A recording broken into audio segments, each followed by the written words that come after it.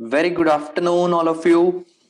कैसे हो दोस्तों आज हम इस वीडियो के थ्रू आपके साथ अपना जो टेस्ट सीरीज था उसका टेस्ट 1 जिसकी डेट है 10th ऑफ जनवरी 2021 उनके सॉल्यूशंस डिस्कस करने जा रहा हूं। जिन बच्चों ने टेस्ट अटेम्प्ट किया था उनको पता लग गया होगा टेस्ट की क्या इंपॉर्टेंस थी। टेस्ट के अंदर मैं हमेशा ये कोशिश करूंगा कि आपके बोर्ड के लेवल के क्वेश्चन सारे के सारे कवर हों। जो हमारा पहला टेस्ट हुआ है उस टेस्ट के अंदर हमने बेसिकली आपकी थर्ड बुक को कवर किया था। थर्ड बुक है एनालिसिस ऑफ फाइनेंशियल स्टेटमेंट और उसमें भी हमने सिर्फ chapter number 1, chapter number 2 and chapter number 4, सिर्फ इन चैप्टर्स को कवर किया था हमारे टेस्ट 1 सॉल्यूशंस के अंदर। तो अब जरा हम फटाफट टेस्ट आपके साथ दिखाते हैं और आपके साथ इन सॉल्यूशंस को भी डिस्कस करते हैं। बेटा सब अपनी अपनी मिस्टेक्स को आइडेंटिफाई करें इन सॉल्यूशंस के थ्रू। प्लस मैं आपको एक छोटी सी बात बोलूंगा और हर टेस्ट में बोलूंगा कि मेरे जो टेस्ट हैं मैं कोशिश करूंगा आपको पूरा समझाने के विद कॉन्सेप्ट्स। बट अगर ना समझ आए तो बेटा क्वेश्चंस के आंसर याद कर लेना, क्रैम कर लेना। मैं बार बार आपको बोलूंगा reason behind this as it is question आपके बोर्ड एग्जाम्स में आ सकते हैं एज इट इज। तो टेस्ट सीरीज, हमारी टेस्ट सीरीज बहुत इंपॉर्टेंट है। और अब हम स्टार्ट करते हैं अपना टेस्ट नंबर 1 के सॉल्यूशंस के ऊपर। तो आए जरा आप मेरे साथ। पहले हम क्या करेंगे, इजी क्वेश्चंस को देखते हैं, उसके बाद हम चलेंगे सीधा मुश्किल क्वेश्चंस के ऊपर। तो मैं आपके साथ जरा स्क्रीन शेयर करता हूं और अपनी टेस्ट क्वेश्चन पेपर आपके साथ डिस्कस करता हूं। तो फटाफट हम जरा एक बार स्क्रीन के अंदर आपके साथ डिस्कशन करना स्टार्ट करते हैं। और ये हमने स्क्रीन शेयर करी आपके साथ और इसमें हम चलते हैं अपना,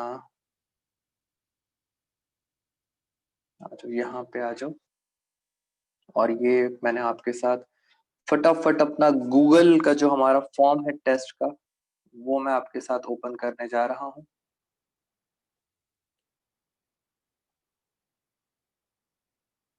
और जल्दी जल्दी स्क्रीन शेयरिंग होना स्टार्ट हो चुका है और हम आ गए हैं अपने नेक्स्ट उसके अंदर।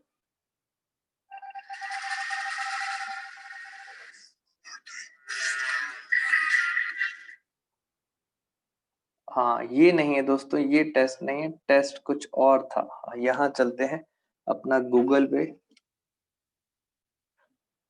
और यहाँ पे मैंने लिखा गूगल फॉर्म्स। और गूगल फॉर्म्स के अंदर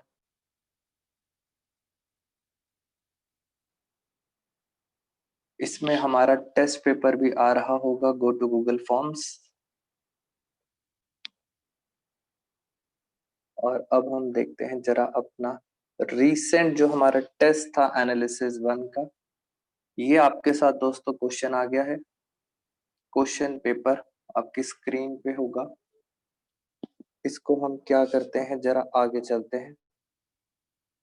ये आपकी स्क्रीन पे आ गया फर्स्ट क्वेश्चन। इसको थोड़ा सा जूम करने की कोशिश करते हैं। चलिए, क्वेश्चन नंबर 1 के अंदर लिखा हुआ है balance sheet and statement of profit and loss are together. Balance sheet और statement of P and L को अब हम किस नेम से टुगेदर कॉमनली रेफर्ड एज क्या बोला जाता है? तो this is option first. Financial statements का मतलब होता है, बैलेंस शीट को भी फाइनेंशियल स्टेटमेंट बोला जाता है और statement of profit and loss को भी क्या बोला जाता है? Financial statement. So correct answer is first. अब हम चलते हैं क्वेश्चन नंबर 2 पे। क्वेश्चन नंबर 2 में लिखा है, इसके लिए मैं थोड़ा सा इसको पहले डाउन कर देता हूँ। कहाँ गया, इसे क्लियर करते हैं और क्वेश्चन नंबर 2 पे आते हैं। क्वेश्चन नंबर 1 खत्म, ये है question number 2।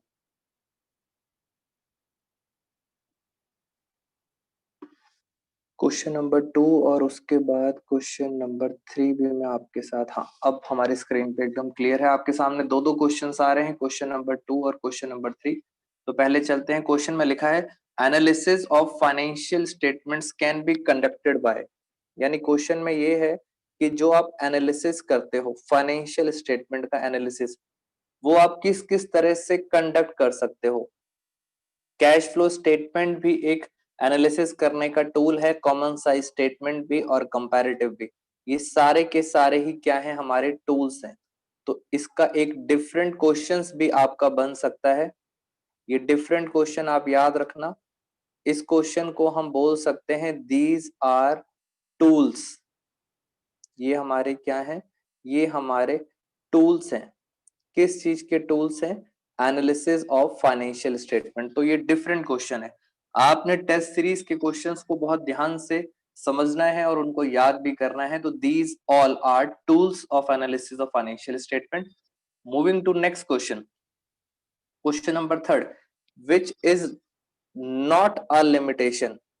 It mean sir ये पेपर का एक बहुत इंपॉर्टेंट क्वेश्चन है, आपसे हर साल लिमिटेशंस पूछी जाती हैं फाइनेंशियल स्टेटमेंट की, बट हमने आपसे पूछा है विच इज नॉट अ लिमिटेशन। तो इसमें लिमिटेशंस पहले मैं आपको बता देता हूं। विंडो ड्रेसिंग जो होती है, this is limitation of financial statement. Do not reflect price level changes, this is also a limitation. Lack of qualitative analysis, financial statement में सिर्फ क्वांटिटी आती है, तो लैक ऑफ क्वालिटी को डिस्कस नहीं किया जाता, ये भी एक लिमिटेशन है। तो 3 लिमिटेशन आपने याद कर ली, बट हमारा क्वेश्चन में था लिमिटेशन जो नहीं है। तो correct answer is C, interfirm comparison study possible. हाँ, ये लिमिटेशंस हमारी नहीं होती। तो क्वेश्चन नंबर 3 का जो करेक्ट आंसर है वो है सी। बट आपने इस क्वेश्चन के थ्रू लिमिटेशंस भी याद रखनी है कि फाइनेंशियल स्टेटमेंट बनाते टाइम हमारी क्या क्या लिमिटेशंस होती हैं। मूविंग टू नेक्स्ट क्वेश्चन, अब हम चलते हैं अपने नेक्स्ट क्वेश्चन पे, फोर्थ क्वेश्चन।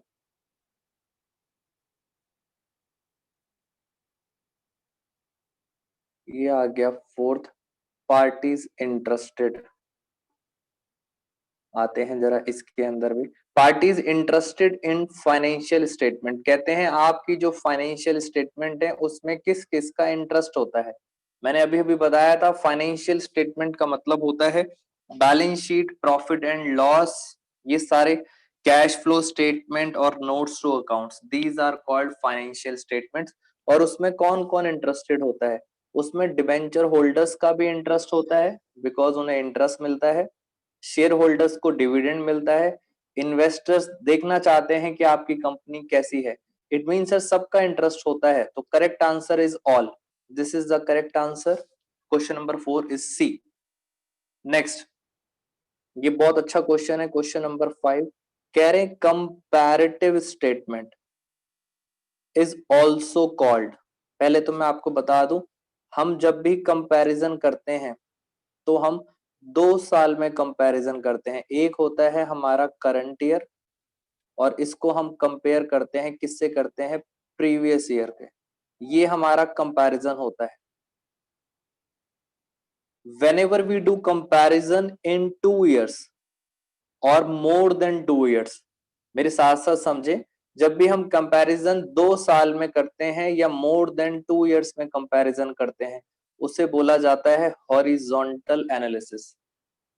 बट जब कंपैरिजन सिर्फ 1 साल में किया जाता है, सिर्फ 1 ईयर, 1 साल के अंदर आपको एनालिसिस किया जाता है, 1 साल का 1 ईयर एनालिसिस। छोटे छोटे क्वेश्चंस हैं जिसमें मैं आपको और भी कुछ बातें बता रहा हूं। अगर 1 साल का एनालिसिस किया जाता है, ओनली 1 ईयर, तो उसको बोला जाता है वर्टिकल एनालिसिस। तो आप हमेशा याद रखना, कंपैरेटिव के अंदर आप 2 साल का एनालिसिस करते हो, इसलिए correct answer is C. But अगर कभी भी 1 साल का एनालिसिस करना पड़े, so correct answer is A, vertical analysis. आगे चलते हैं हम नेक्स्ट क्वेश्चन पे। नेक्स्ट क्वेश्चन हमारे साथ आ रहा है, इसको पहले हम क्लियर कर देते हैं। मैं आपको साथ साथ बहुत सारे क्वेश्चंस और भी एक्स्ट्रा करा रहा हूं जिससे आपका कॉन्सेप्ट एकदम क्लियर हो जाए। फोर्थ के बाद फिफ्थ हो गया, नेक्स्ट क्वेश्चन सिक्स्थ है। ये सारे थ्योरेटिकल क्वेश्चन है। क्वेश्चन नंबर 7, इसको हम देखते हैं जरा। सिक्स क्वेश्चन में लिखा है which of the following elements are ignored. तो मैं यहाँ पे अंडरलाइन कर देता हूं ignored. Ignored while preparing financial statement. दोस्तों फाइनेंशियल स्टेटमेंट के अंदर हमेशा रुपीस की बातें करी जाती हैं। इट मींस क्वांटिटी की बात की जाती है, कभी भी क्वालिटी की बात नहीं की जाती। अब इसमें लिखा है which of the following statements are ignored. Management की क्वालिटी की बात नहीं की जाती फाइनेंशियल स्टेटमेंट में। आपके रिलेशन कैसे हैं पब्लिक के साथ वो भी नहीं की जाती। आपकी क्वालिटी ऑफ लेबर क्या है, ये सारी बातें फाइनेंशियल स्टेटमेंट में हम कंसीडर नहीं करते। So correct answer is C, all. क्योंकि फाइनेंशियल स्टेटमेंट में आप सिर्फ रुपीज में बातें करते हो, फाइनेंशियल टर्म्स में बातें करते हो, और ये सारी चीजें रुपीज में कंसिडर नहीं की जाती। Next question 7th, hit list का क्वेश्चन है। 7 क्वेश्चन, बहुत ज्यादा चांसेस है। इस क्वेश्चन के थ्रू मैं आपको ये समझाना चाहता हूं कि जो आपका डिबेंचर चैप्टर के अंदर डिस्काउंट होता है और जो लॉस होता है ऑन इश्यू ऑफ डिबेंचर्स, दोस्तों इसकी अकाउंटिंग में बहुत बड़ा चेंज आया है। डिस्काउंट और लॉस जो होता है एक आपके लिए एक्सपेंस होता है, एक खर्चा होता है। अकाउंटिंग कहती है इसको राइट ऑफ करना है, खत्म करना है। और कौन से साल में खत्म करना है? कहते हैं पहले साल में सारा का सारा खर्चा खत्म कर देना है। खत्म करने का मतलब इसको ट्रांसफर करना है। सबसे पहले ट्रांसफर करना है आपको सिक्योरिटी प्रीमियम रिजर्व पे। साथ साथ आप अकाउंटिंग समझे। उसके बाद भी अगर कुछ खर्चा बच गया तो आपको कहाँ ट्रांसफर करना है? Statement of P and L में। तो इसका करेक्ट आंसर होगा बोथ ए एंड बी। पहले ए में ट्रांसफर करेंगे, फिर किस में ट्रांसफर करेंगे? बी में। तो ये आपने याद रखना है। डिस्काउंट की अकाउंटिंग ऑल टुगेदर चेंज हो गई है इस साल। Moving to next question. 7 question हम आपके साथ डिस्कस कर चुके हैं। प्रपोज डिविडेंड के ऊपर है हमारा क्वेश्चन नंबर 8। तो जरा देख लेते हैं क्वेश्चन नंबर 8। प्रपोज डिविडेंड कहाँ आता है बैलेंस शीट के अंदर? सारे क्वेश्चंस मैंने इंपॉर्टेंट डाल रखे हैं। प्रपोज डिविडेंड कहाँ आता है? तो मैं आपको बता दूं कि sir propose dividend balance sheet के अंदर नहीं आता है। हमेशा याद रखना, प्रपोज डिविडेंड बैलेंस शीट में नहीं आएगा। प्रपोज डिविडेंड सबसे लास्ट में आता है कंटिजेंट लायबिलिटी। और कंटिजेंट लायबिलिटी आपका बैलेंस शीट का पार्ट नहीं होता है। बिल्कुल लास्ट में एक फुटनोट में लिखा जाता है contingent liability. Question number 9, outstanding salary expense है और आउटस्टैंडिंग है, इसलिए आप इसको रिकॉर्ड करोगे अदर करंट लायबिलिटीज। अगर आप मेरे से पूछो मेन हेड क्या है, तो मैं आपको बता देता हूं मेन हेड है करंट लायबिलिटी और उसके अंदर सब हेड है अदर करंट लायबिलिटीज। वहां पे आते हैं सैलरी आउटस्टैंडिंग। पेपर के अंदर और कुछ क्वेश्चंस को जरा हम देखते हैं उसमें और क्या क्या बातें हैं।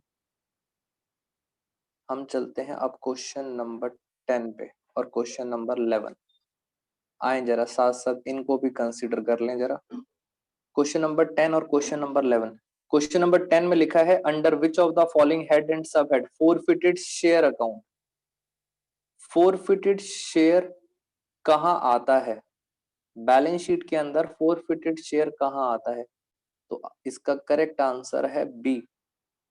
शेयर कैपिटल के अंदर फोरफिटेड शेयर्स प्लस हो जाते हैं। जिन बच्चों को पता है मैं आपको बता देता हूं, subscribed but not fully paid up capital के अंदर क्या हो जाते हैं? Plus. So correct answer is share capital. Question number 11। Income received in advance, again sir ये हमारी करंट लायबिलिटी है और करंट लायबिलिटी के अंदर सब हेड है अदर करंट लायबिलिटी। तो ये हमारा क्वेश्चन नंबर 11 का भी आंसर खत्म। इन क्वेश्चंस के थ्रू मैं आपके साथ और भी बातें डिस्कस कर रहा हूं, तो आपने सारे पॉइंट्स को याद रखना है। नेक्स्ट क्वेश्चन आ गया क्वेश्चन नंबर 12। पहले हम आसान आसान क्वेश्चन पे चलते हैं। क्वेश्चन नंबर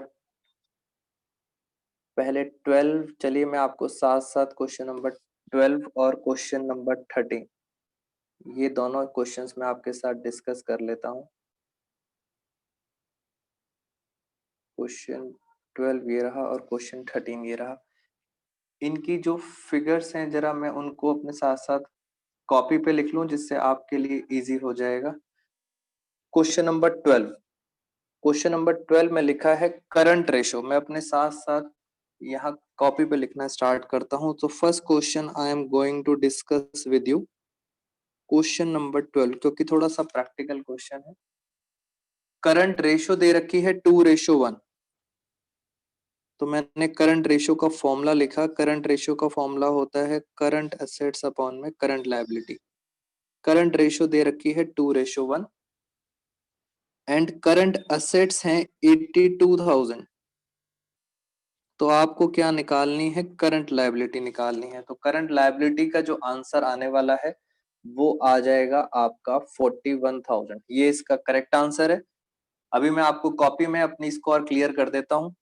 क्वेश्चन नंबर 13 पे चलते हैं, उसको भी जरा हम एक बार लिख लें। क्वेश्चन नंबर 13, क्वेश्चन नंबर 13 में लिखा है इन्वेंट्री टर्नओवर रेशियो निकालना है।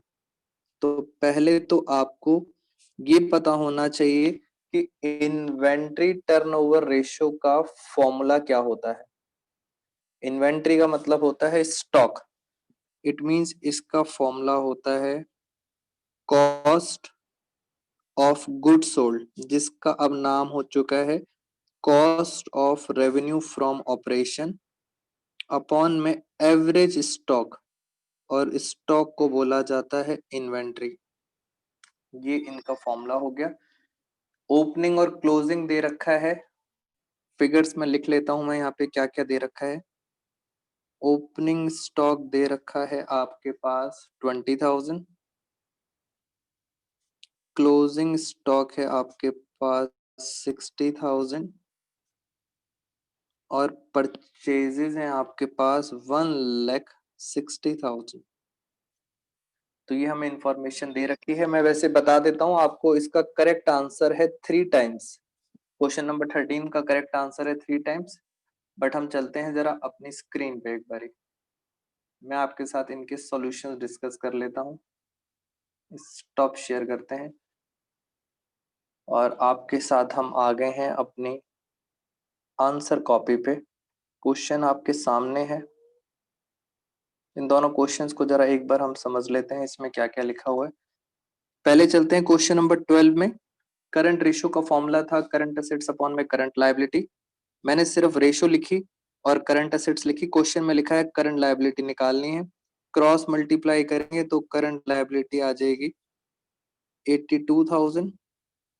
2 से डिवाइड करेंगे सो फाइनली हमारा आंसर आ जाएगा 41,000। अब चलते हैं क्वेश्चन नंबर 13 पे। इन्वेंट्री टर्नओवर रेशियो का formula cost of revenue from operation upon average inventory. Opening और क्लोजिंग स्टॉक दिया हुआ था 20 और 60। तो एवरेज कैसे निकाला जाता है? एवरेज निकाला जाता है opening plus closing 80 divide by 2। 2 से डिवाइड करेंगे, opening plus closing divide by 2, 40,000।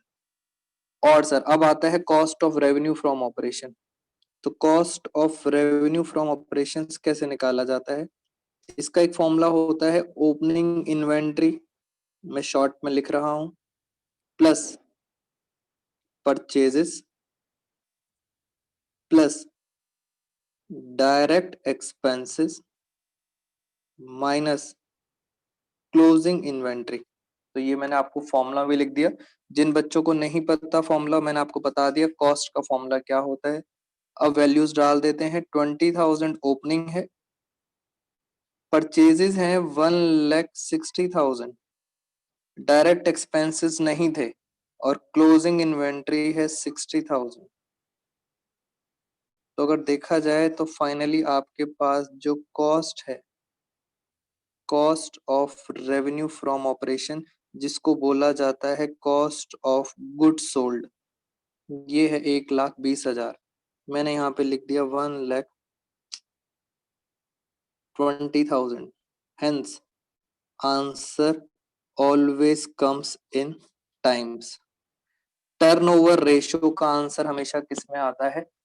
Times में लिखा हुआ आता है। तो यहाँ हमारे साथ 13 क्वेश्चन भी डिस्कशन हो गया और आगे चलते हैं नेक्स्ट क्वेश्चंस पर।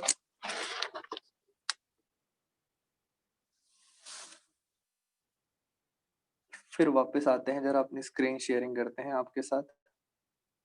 Moving to next question. हम आ गए आपके साथ 13 क्वेश्चन खत्म, 14th क्वेश्चन पे। 14th क्वेश्चन है आपके साथ करंट रेशो, उसके बाद 15th करंट रेशो। पहले आसान आसान चलते हैं, 14th 15th मुझे सॉल्व करना पड़ेगा आपके साथ। 16th पे चलते हैं। 16th पे लिखा है क्वेश्चन नंबर 16। 14 15 अभी मुझे कराना है 16। लिक्विड असेट का क्या फॉर्मूला होता है? तो लिक्विड असेट्स का फॉर्मूला होता है current assets minus inventory minus prepaid expenses. तो क्वेश्चन 16 का आंसर हो गया सी।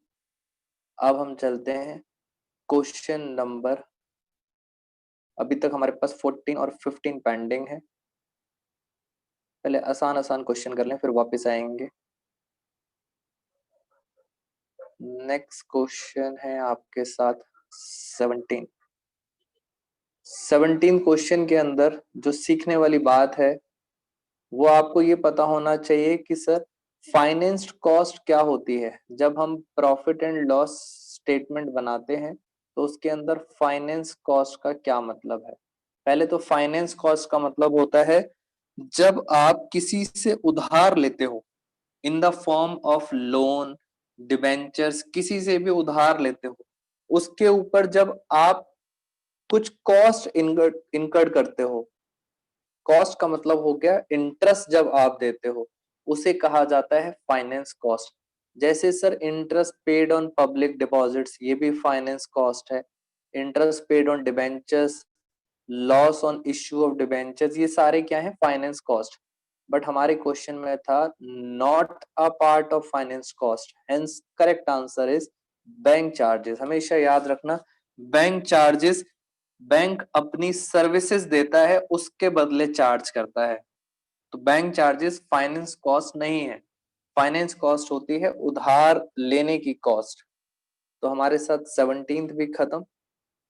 अभी तक हमने क्वेश्चन नंबर कौन कौन सा छोड़ रखा है? एक क्वेश्चन नंबर 14 को हमने छोड़ा है, एक क्वेश्चन नंबर 15 हमने छोड़ दिया, 16 7 हम डिस्कस कर चुके हैं आपसे 17।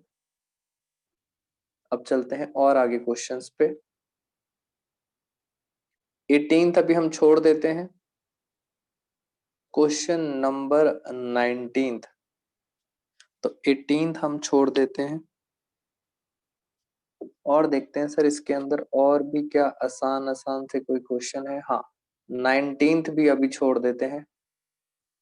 पहले आसान आसान कर लें जिससे, ये देखिए 19th भी हमने छोड़ दिया है। अब हम आ गए हैं क्वेश्चन नंबर 20 पे। क्वेश्चन नंबर 20 भी आपके बैलेंस शीट से रिलेटेड है, चैप्टर नंबर 1।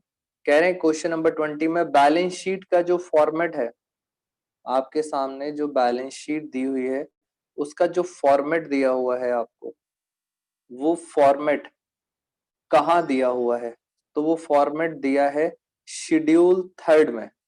और शेड्यूल 3 का जो पार्ट 1 है, this is talks about balance sheet. तो आंसर इज बी। बट मैं आपको बता देता हूं, शेड्यूल 3 का जो पार्ट 2 है, पार्ट 2 आपसे बात करता है प्रॉफिट एंड लॉस के बारे में, स्टेटमेंट ऑफ P&L। और पार्ट 1 किसके बारे में बात करता है? पार्ट 1 करता है बैलेंस शीट के बारे में।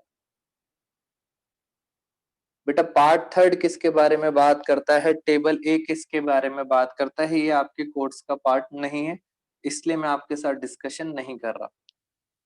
Next question 21, calls in arrears appear in companies balance sheet. Calls in arrears कहाँ आता है, calls in arrears share capital के अंदर आता है। Again subscribed but not fully paid up में से कॉल्स इन एरियर्स क्या हो जाता है, माइनस।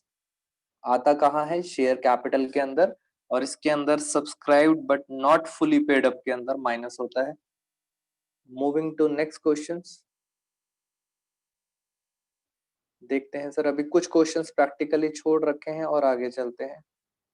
क्वेश्चन नंबर 22 और 23, ये 22 है, थोड़ा सा इसको, हाँ अब सही आ गया। 22 पे चलते हैं जरा जल्दी से। कह रहे हैं calls in advance, calls in advance कहाँ आता है बैलेंस शीट के अंदर, कॉल्स इन एडवांस आता है करंट लायबिलिटी, और करंट लायबिलिटी के अंदर आता है अदर करंट लायबिलिटीज। आपने कुछ पैसा एडवांस ले रखा है, आपको वापस करना पड़ेगा।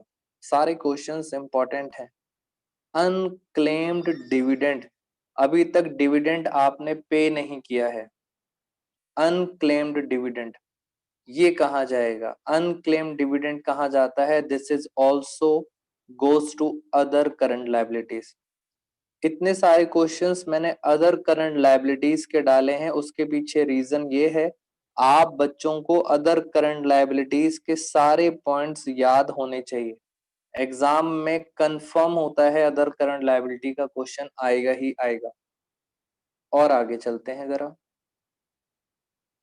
23 भी हो गया हमारा क्वेश्चन, बस थोड़े बहुत क्वेश्चंस बचे हैं हमारे पास। ये है 24, उसके बाद है हमारे पास 25। 24 में जरा देखते हैं इसके अंदर, 24 क्वेश्चन में लिखा हुआ था interest accrued and due on debentures. Interest accrued है और ड्यू है, यानी सर डिबेंचर्स के ऊपर इंटरेस्ट अभी दिया नहीं है, अभी क्या है, ड्यू है, आउटस्टैंडिंग है, पे नहीं किया, इसलिए ये हमारी बन जाती है लायबिलिटीज। करंट लायबिलिटी के अंदर इसको कहाँ दिखाया जाता है, अगेन अदर करंट लायबिलिटीज। जितना भी आउटस्टैंडिंग इंटरेस्ट है वो सब कहाँ जाता है, अदर करंट लायबिलिटीज। ये क्वेश्चन था जो बहुत कंफ्यूज करता है स्टूडेंट्स को, चेंज इन इन्वेंट्री। पहले देखते हैं सर चेंज इन इन्वेंट्री का ये कहाँ आता है। फर्स्टली तो change in inventory balance sheet में नहीं आता, चेंज इन इन्वेंट्री आता है statement of P and L. P and L के अंदर आता है चेंज इन इन्वेंट्री। अब क्वेश्चन ये है चेंज इन इन्वेंट्री का फॉर्मूला क्या है। अगर मैं अकाउंट्स की बात करूं सो correct answer is A, opening inventory minus minus closing inventory, ये होता है फॉर्मूला चेंज इन इन्वेंट्री का। बिकॉज हम चेंज इन इन्वेंट्री को कहाँ दिखाते हैं, हम प्रॉफिट एंड लॉस के अंदर चेंज इन इन्वेंट्री को एक्सपेंस साइड में दिखाते हैं। बच्चे क्यों कंफ्यूज है, मैं उस कंफ्यूजन का भी आंसर दे देता हूं। जब हम इकोनॉमिक्स में पढ़ते हैं नेशनल इनकम, इकोनॉमिक्स में पढ़ते हैं नेशनल इनकम, जब हम इनकम की बात करते हैं तो इनकम के अंदर फॉर्मूला होता है reverse, closing inventory minus opening inventory.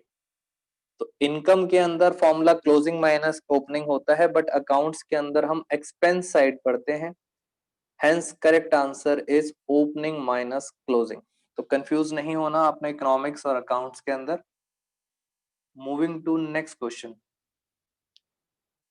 बस लास्ट कुछ क्वेश्चंस बचे हैं, हमारा टेस्ट खत्म। क्वेश्चन नंबर 26 और 27।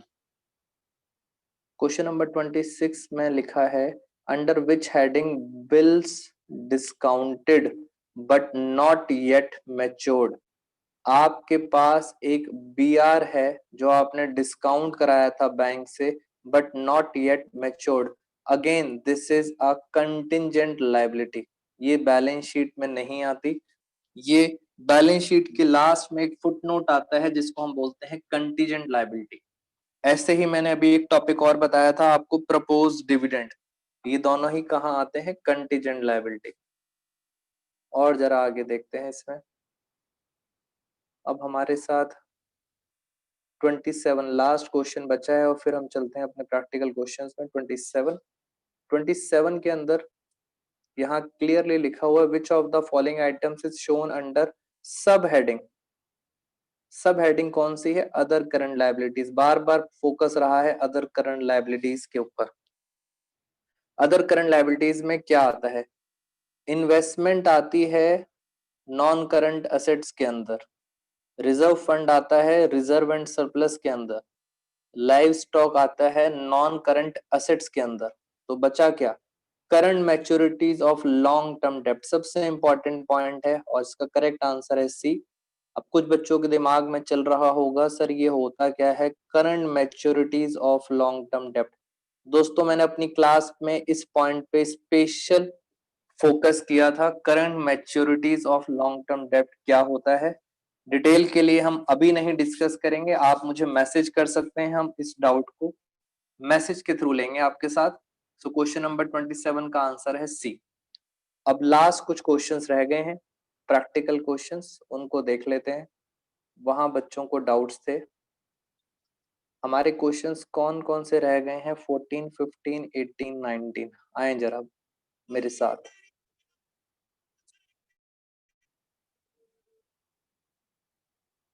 हम चल रहे हैं 14, 15, 18, 19।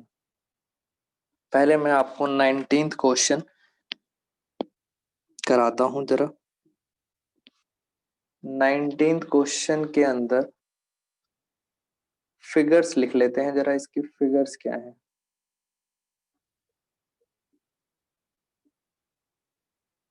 19th क्वेश्चन का जो हमारा करेक्ट आंसर है, करेक्ट आंसर तो है 11 लाख, ये है हमारा करेक्ट आंसर।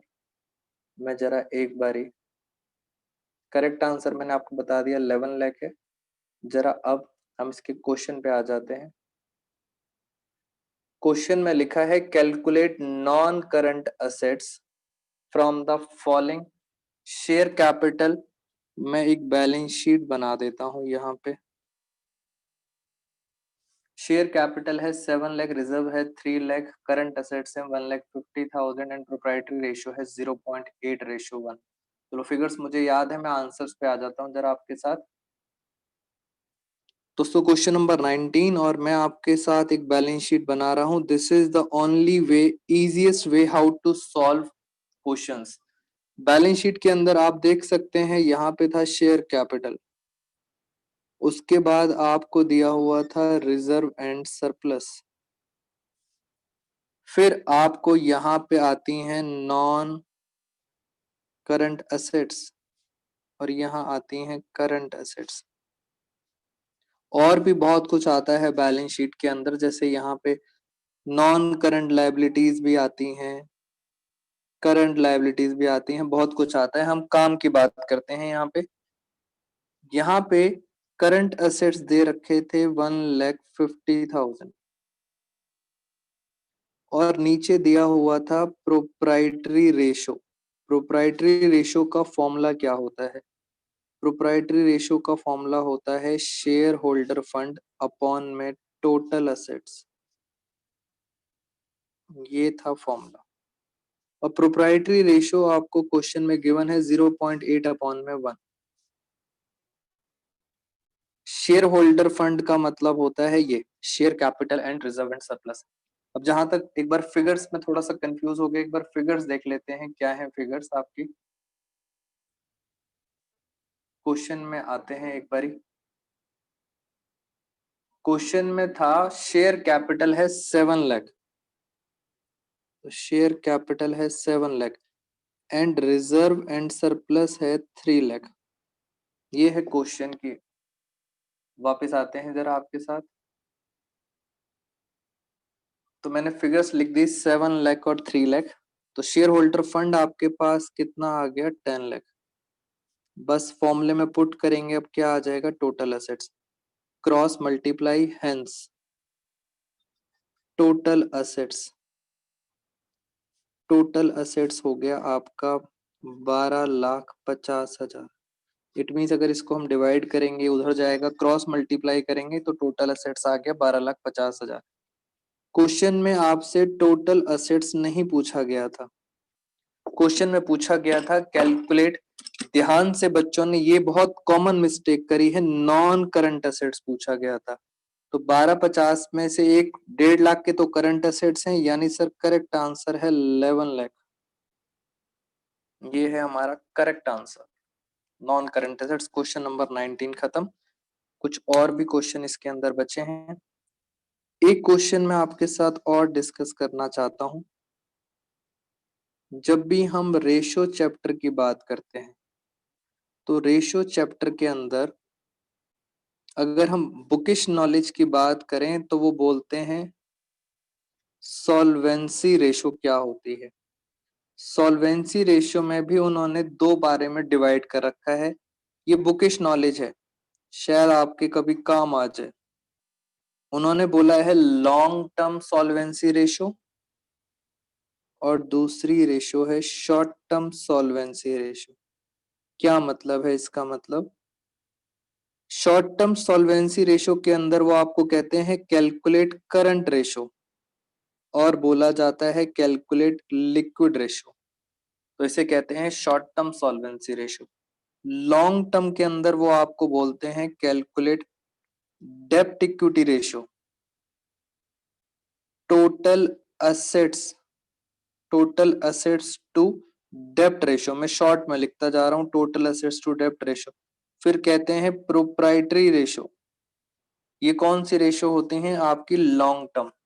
आपके वाइवा के अंदर मैंने देखा है बहुत स्कूल के टीचर्स ये पूछते हैं सॉल्वेंसी रेशियो बताओ शॉर्ट टर्म वाली कौन सी होती है। तो शॉर्ट टर्म कौन सी होती है? करंट रेशियो और लिक्विड रेशियो।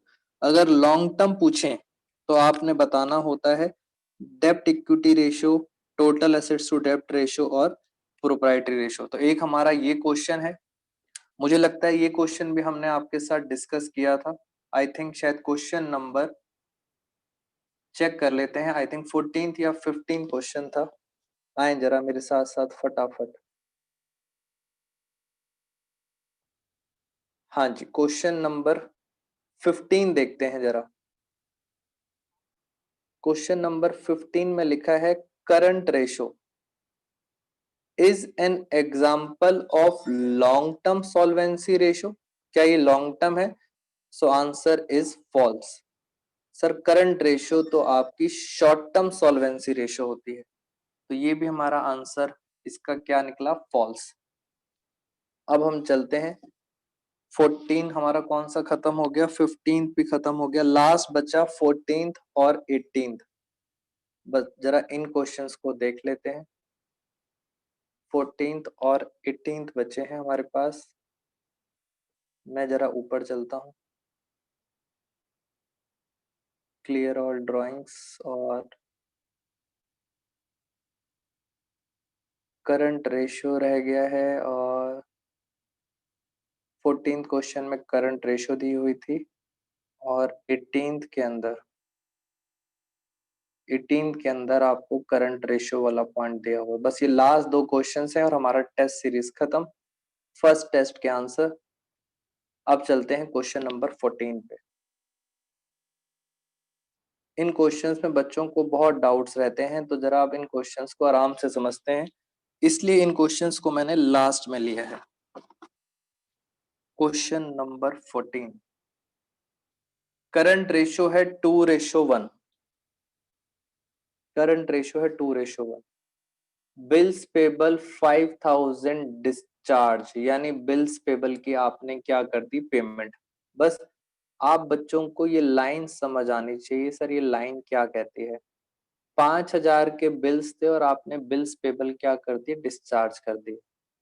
इसका मतलब होता है जब आप डिस्चार्ज करते हो उससे होगा क्या, आपका जो बिल्स पेबल है जो बीपी है, आपने उसकी पेमेंट कर दी, बहुत ध्यान से समझेंगे इन क्वेश्चंस को, आपने उनकी पेमेंट कर दी तो आपने क्या कर दिया, माइनस कर दिया। जब आप डिस्चार्ज करोगे, पेमेंट करोगे, तो आपकी जेब से क्या जाएगा, आपकी पॉकेट से जाएगा cash. It means sir bills payable भी कम हो गए और आपकी पॉकेट से कैश भी चला गया। वैसे अभी तो मैं आपको ऐसे ही बता देता हूं, जब दोनों ही बीपी और कैश, क्या बीपी करंट लायबिलिटी है, बिल्स पेबल क्या करंट लायबिलिटी होता है, यस, ट्रेड पेबल के अंदर आता है करंट लायबिलिटी। क्या कैश करंट असेट्स है, यस, कैश भी क्या है, करंट असेट्स। अब सर इसको और डिटेल में चलने के लिए मैं आगे चलता हूं। क्वेश्चन कह रहे हैं will result in increase in current ratio, क्या करंट रेशो इससे इंक्रीज होगी, तो मैं आपको बता देता हूं correct answer is true, yes increase होगी। और मैं अब आपको प्रूव करके दिखाता हूं ये कैसे। बस आप याद रखना करंट रेशो 2:1 है। हम इसको प्रूव करते हैं जरा। क्वेश्चन नंबर 14, मैं इसको जरा स्टॉप शेयरिंग कर देते हैं एक बारी आपके साथ अपनी आंसर कॉपी पे। और यहाँ पे आ गए हम क्वेश्चन 14। जब हमने बात करी थी अपने स्टूडेंट से डाउट्स के लिए, तो मुझे बहुत सारे स्टूडेंट्स ने इस तरह के क्वेश्चंस डाउट्स में पूछे थे।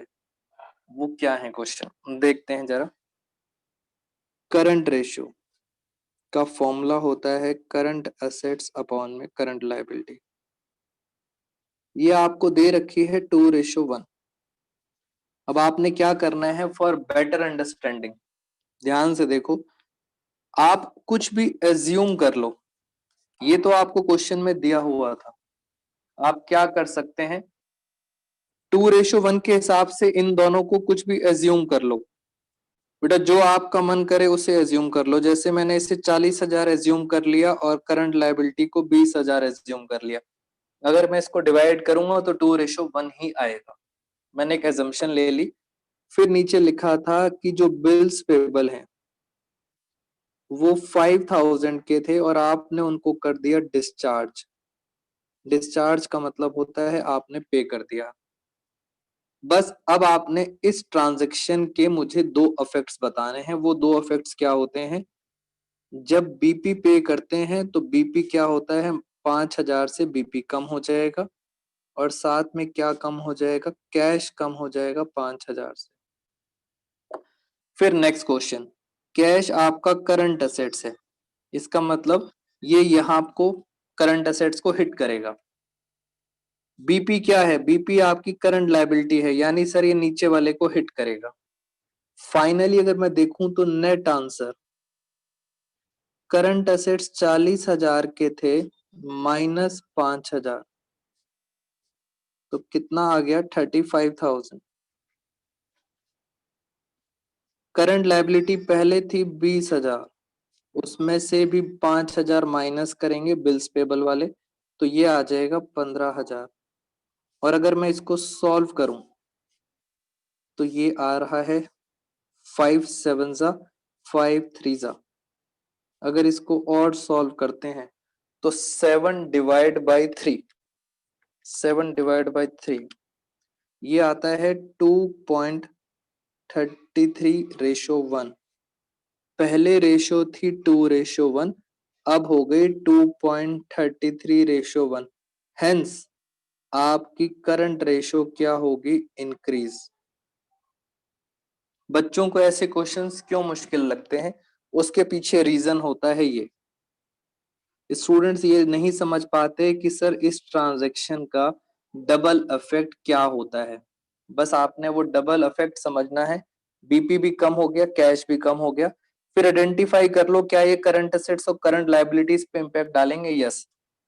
बस एजम्पशन जो लेके चलनी है आपने, उसको फिगर्स में हमें इजी हो जाता है समझना, अदरवाइज मैं आपको रटवा भी सकता हूं। ऐसा ही एक और क्वेश्चन है आपके साथ, वो है क्वेश्चन नंबर 18। ये लास्ट क्वेश्चन है हमारी टेस्ट सीरीज का, क्वेश्चन नंबर 18। और फिर हम आप सब बच्चों के इनके सॉल्यूशंस वीडियो के साथ सब भेज दूंगा मैं आपको। लास्ट क्वेश्चन आते हैं 18 पे।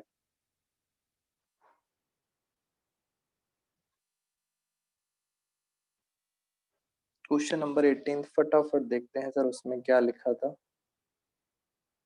क्वेश्चन नंबर 18 में लिखा था पहले करंट रेशियो थी 3:2, बाद में अकाउंटेंट वांट्स टू मेंटेन। मैं यहाँ पे आपको दिखा देता हूँ, ये रहा हमारा क्वेश्चन। अकाउंटेंट क्या चाहता था इसके अंदर, question number 18, accountant wants to maintain at 2:1। Accountant कहता है कुछ ऐसा करो कि रेशो हो जाए 2:1। अगर ध्यान से देखें पहले थी 3:2, यानी एक तरह से 1.5, अब हो गई 2। इसका मतलब अकाउंटेंट चाहता है कि कुछ ऐसा करो कि आपकी रेशो क्या हो जाए, इंक्रीज हो जाए, बढ़ जाए। पहले से अगर आप ध्यान से देखेंगे तो रेशो हमारी बढ़ रही है। पहले 3:2 थी, 1.5 थी, अब डबल हो गई है। अब उसमें ऑप्शन दे रखा है, क्या क्या ऑप्शन है आपके पास। पहला ऑप्शन है he can repay bills payable. अभी अभी मैंने आपको बिल्स पेबल की ट्रांजेक्शन बताई थी और बिल्स पेबल से रेशियो इंक्रीज होती है। इसका मतलब साफ, जो बच्चे स्मार्ट हैं, इसका आंसर ये होगा, only one is correct. Bills payable की पेमेंट से रेशियो इंक्रीज होती है। बट हमारे पास और भी ऑप्शन है। Second option, he can purchase goods on credit, he can take short term loan. इसमें से करेक्ट ऑप्शंस मैंने आपको आंसर बता दिया, A is the correct answer. But मैं आपको नॉलेज के लिए थोड़ा सा समझा देता हूँ। आए जरा, मैं इसको फटाफट हटा देता हूँ।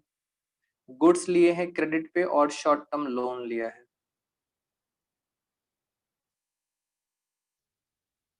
ये था हमारा क्वेश्चन। पहली ट्रांजैक्शन तो यही थी, बिल्स पेबल डिस्चार्ज किया, उससे रेशियो इंक्रीज होती है। दूसरी जो ट्रांजैक्शन थी उसमें कह रहे थे उन्होंने गुड्स परचेज करें। जब गुड्स खरीदते हैं तो गुड्स इंक्रीज होते हैं, और क्या इंक्रीज होते हैं, उधार पे खरीदा है तो क्रेडिटर्स भी इंक्रीज होंगे। ये हमारी सेकंड ट्रांजैक्शन है। कुछ भी अमाउंट ले लो आप, फॉर एग्जांपल आपने 5,000 ले लिया। देखो जरा आप मेरे साथ, फिगर्स एजम्पशन यही ले लेते हैं 2:1 वाली। आप देखना जरा, ये क्या है हमारा, गुड्स क्या होती हैं, स्टॉक, करंट असेट्स, और ये क्या होती हैं, करंट लायबिलिटी। ध्यान से देखो, अगर मैं इसको सॉल्व करता हूं तो पहले 40,000 थे मेरे पास, अब कितने हो जाएंगे, 45,000। और ये थे 20,000 पहले, 5,000 बढ़ने से कितना हो जाएगा, 25,000। अगर मैं इसको सॉल्व करूं, 45 डिवाइड बाई 25, तो ये आ गया 1.8। इसका मतलब सर यहाँ तो रेशो कम हो रही है, रेशो 2:1 करनी थी। इसका मतलब सर ये आंसर गलत है। अगर मैं चलूं थर्ड पार्ट पे, थर्ड पार्ट पे था आपने लोन लिया है। लोन लेने का मतलब होता है बैंक बढ़ गया और शॉर्ट टर्म लोन बढ़ गया। 5,000 5,000 से वापस चलते हैं दोबारा। बैंक क्या है, करंट एसेट्स है, शॉर्ट टर्म लोन क्या है, करंट लायबिलिटी है। अगेन देखो दोनों बढ़ रहे हैं, इसका मतलब अगेन आपकी रेशो बढ़ेगी नहीं, रेशो आपकी क्या होगी, डिक्रीज होगी। आपको करना क्या था, आपको इंक्रीज करना था। Hence the correct answer is option number 1। तो दोस्तों मैंने आपके साथ टेस्ट सीरीज के सॉल्यूशंस भी सारे के सारे डिस्कस कर लिए। कोशिश करेंगे दोबारा से इन क्वेश्चंस को समझने की, जिन बच्चों के क्वेश्चंस गलत हैं। और मैंने इनके साथ कुछ एक्स्ट्रा पॉइंट्स भी आप सब बच्चों को बताए हैं। उन सब बच्चों को आपने नोट्स बनाने हैं अलग से, एक सेपरेट कॉपी, एक टेस्ट कॉपी बनाएंगे और उसमें इंपॉर्टेंट इंपॉर्टेंट पॉइंट्स लिखेंगे। बिकॉज लास्ट में आपके पास टाइम नहीं होता सारा रिवीजन करने का, तो स्पेशल पॉइंट्स रिवाइज करेंगे। आज की क्लास में दोस्तों इतना ही। Thank you so much. अब नेक्स्ट टेक्स्ट की प्रिपरेशन करें। डेट और टाइम प्लस टॉपिक मैं आपको अनाउंस करूंगा soon. Thank you so much all of you.